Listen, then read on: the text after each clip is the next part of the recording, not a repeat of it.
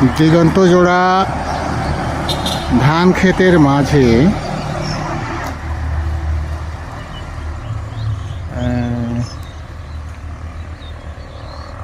এক টুকরো সূর্যমুখীর ক্ষেত, দেখতে অপরূপ, ফুল ফুটতে শুরু করেছে।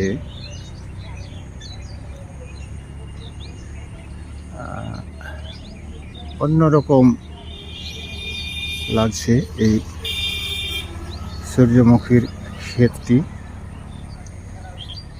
আজকে 10-12 দিন আগে এই ক্ষেতের ছবি আমি দিয়েছিলাম, পাশে বাড়ি।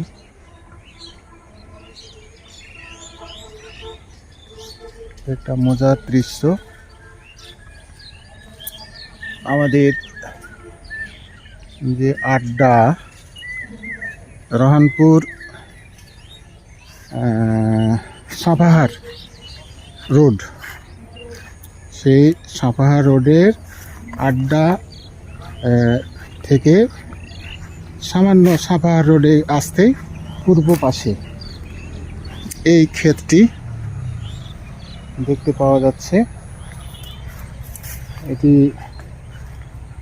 এমনই এক প্রেরণাদায়ক এবং এমনই মনোমুগ্ধকর একটা দৃশ্যের অবতারণা করেছে যে এখানে না দাঁড়িয়ে থাকা যাচ্ছে না।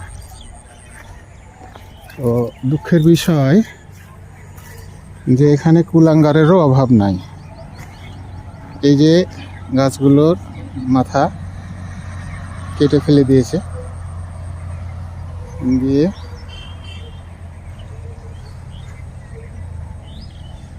এই যে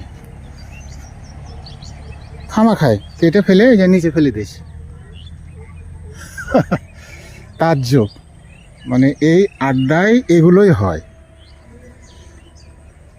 এগুলো কেটে ফেলে দেওয়ার পরে এখানে যোগানদার বাড়িয়ে দেওয়া হয়েছে,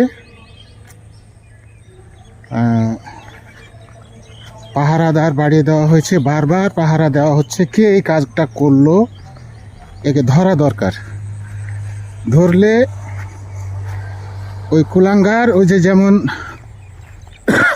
মাঠে মাঠে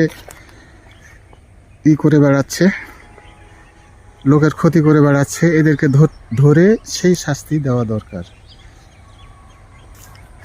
তো সে যাই হোক, এই ফসলটি